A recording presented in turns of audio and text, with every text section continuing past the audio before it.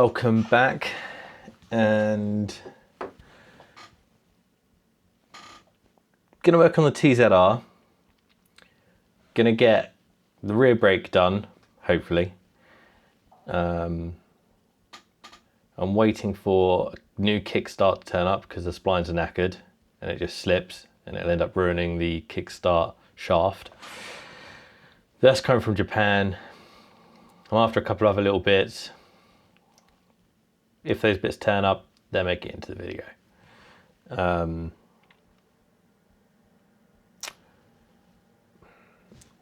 debating, do I run it with these blue fairings? I'll put a picture up now, or a couple of pictures, just for the time being. Or maybe permanent, I don't know. I feel like it needs to go into original colours. That's what I'd prefer anyway. And I think that's what would help sell it, because ultimately I can't keep it forever. Yeah, bought a new Hell brake line from Wiimoto. So plan is rebuild the master cylinder. This was all vapor blasted. Originally these are black. But do you know what? I like it like this. So let's crack on. So could be a little bit cleaner. Doesn't look too bad. I'm reusing the old parts just because they don't look, the seals look fine. They're still nice and soft. They feel all right. So I'm thinking, where does that go around? Does it matter? That's the same size all the way around. Right, so that's gonna go in like that. That probably could do a little bit of lube. Yeah, that's... I'm gonna find the rubber grease, put that in, then this, and then this clip like this. And then it's a case of get it on the bike. I don't know if I've probably got the original bolts that hold this on, but they will look manky in comparison to what everything else has been done. So I need to see if I can find in my box of bits some nice stainless steel Allen key ones. Whether or not I've got some that fit, I don't know. It might be a case of put it on with what I've got, replace them later, but get that done. I'm gonna go find this grease, assemble this, and then we'll be back. All right, it's got some rubber grease on it, and we are good to go. So let's get this spring in place. There we go. That goes in there. Yeah, that's better. Right. That's going to go like that. And then this is always the fun part.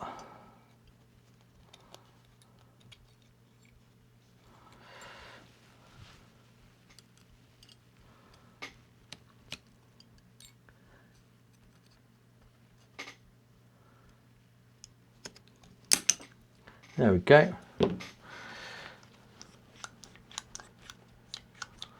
Nice. Put the rubber back in place. Just get that little poke down.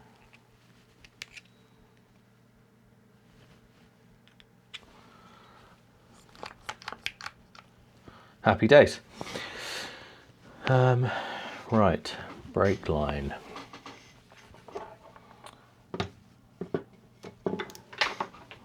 On that side.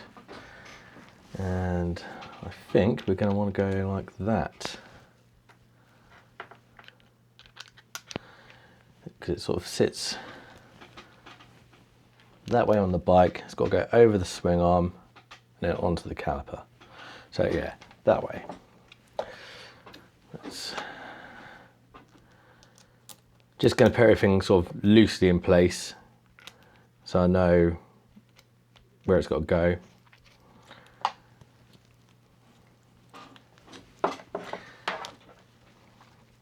Now the reservoir,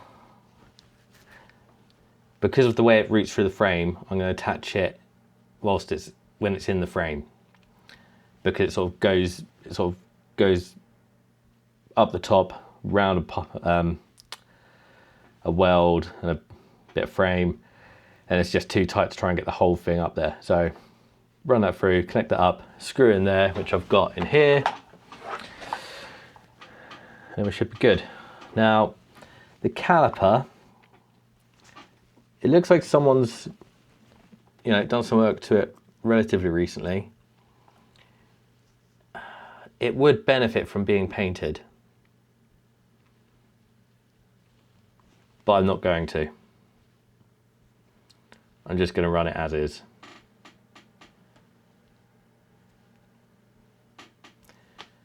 Why? Because I'm being lazy. So let's go fit these up and see if we can get it bled and working. Right. Couple of things. So the rear brake line all on and set up. Top notch, working, lovely. New kickstart arrived, amazing. Genuine indicators for the rear installed and working. Been investigating this. I think everything I've tried has resulted in actually this is faulty, and the one that I had from an FZR, from a 3MA is also bad, but it was never confirmed as working. It was bought mostly to be used for spares. But so this is the 3MA one, and when I bridge this brown wire and the orange one is the signal wire, if I sort of tap it, it will move. Now, I put it on a couple of the Facebook groups, and one person said, don't do that. But Google kind of suggested you can do that. So, I don't know. So I've tried all sorts. You can see I've tried. My understanding is, let me just hop over, is following the orange signal wire from the clocks, it actually links into this orange wire that goes to the coil. So I can rule out the CDI, because if the CDI wasn't working, there'd be no spark going to the coil, because that's an earth wire, the black one, and that's the one that's triggering the spark. I've even tried piggybacking it off the coil on the other side just to rule out that. I've even made sure that the earth on this is good. I ran this from the bottom and earthed it to another point on the frame. I think it was here. Did continuity test from the orange wire up there all the way back to the CDI on one of the end wires, I think it was. All good. So it can only be that both of the ones I've got of these are no good. So I'm looking for another one. Now I'm in a bit of a predicament. Obviously the engine's in, the engine runs. I need to set it up, but I wasn't going to do that until I had all the electrics working. Oh yeah, I've managed to acquire this bracket here, just waiting for it to turn up.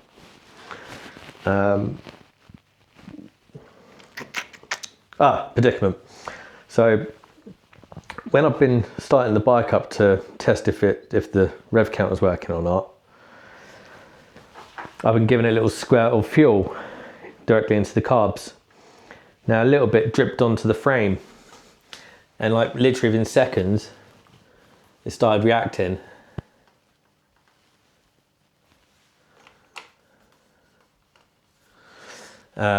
Which obviously it shouldn't be doing. It's freshly powder coated. So I've messaged the people that powder coated it in Hastings, which isn't that local. It's local, but it's not, 5 minutes down the road. I said, hey, look, this is happening. I don't think you clear coated it, because when they done this, they were having issues with their powder coating gun. So maybe they forgot, maybe it just, that because they're having troubles, it didn't get done. I don't know. But they just said, bring it back and we'll have a look. Obviously doing that means I've got to strip the bike all the way back down. Which, to be fair, is probably an hour's work, because most of it can sort of be kept together. Like the engine will just drop out as one, the exhaust will come off, the swing arm can stay together, the brakes can stay on, because that's all on one side. Do you think it's worth doing? I think I'm probably going to have to, because I've spent so much money on it to make it look nice. It'd be a shame to have these fucking marks. Okay, that one's not the end of the world, but neither is that one, because it'll probably be hidden. Once you've got a pair of boots on it, it's probably going to get a few marks on it over time. But it's just chipping quite easily as well. Let me know if you think it's just worth it or not. I'm still looking for the correct one of these lots of cables. Been keeping an eye in Japan. A couple came up and they went for silly money, so I didn't bother with them. Yeah, it's so close. I got a quote on the bodywork to do it white and red, $2.5 grand. So I was like, nah. I'm pretty sure Dream Machines could do it for less than that. They quoted me about 1,100 quid for my RGV.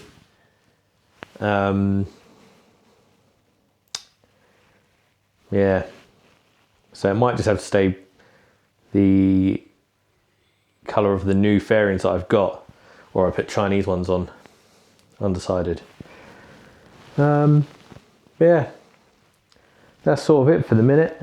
Oh, we've got a Chinese set of hoses, because that one's leaking. Presumably these ones are long enough. Yeah, it's just a bit rubbish, but I need to tighten that spark plug up. But yeah, so there we go. That's where I'm at the minute.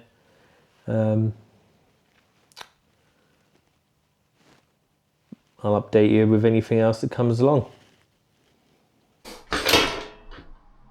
Right, I want to make sure it runs okay and gets up to temperature. So I've just mounted the fuel tank, which I'm not overly happy about because it's scratching the shit out of the frame, even like when it's really gentle, so I've had a bit of towel underneath.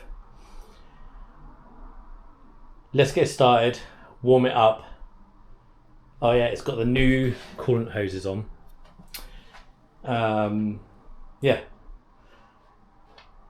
I have given it a quick start, but only for 2 seconds, then come and grab the camera. So let's see what happens from here on out.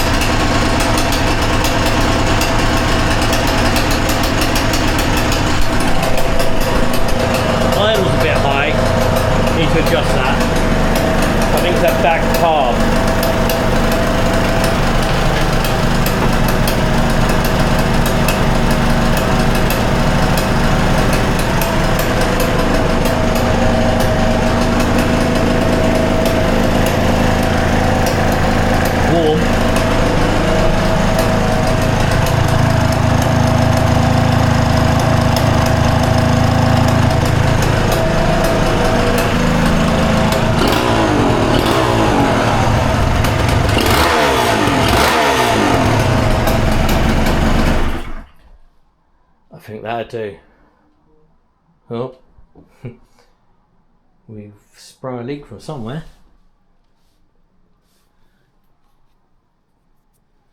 And this is why we test with water. Maybe it's coming out the top? No. Maybe I'll fire it back up to... Oh. I don't think that's the correct cap, actually. But is that what's leaking? I'm going to turn the fuel tank back on, but put it in the off position, because it's got a different tap on it, and just run it till it runs out of fuel.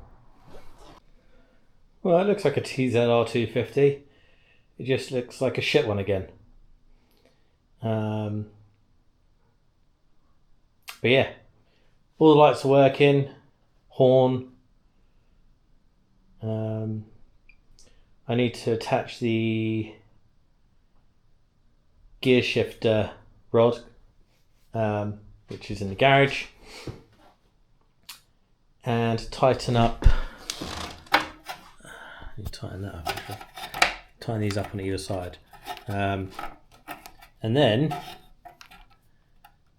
I think we're good to go. I just need to tighten that up, and them two. But I'm going to leave it here for today because I've had enough, and we'll see you tomorrow when we get it in the van and take it for an MOT. It does look absolutely horrific. If it makes it through with no advisories, I'd be surprised. Just because it looks like it's been pulled out of a ditch. Even though it's had about 5.5, 6 grand spent on it, including the purchase price. But there we go.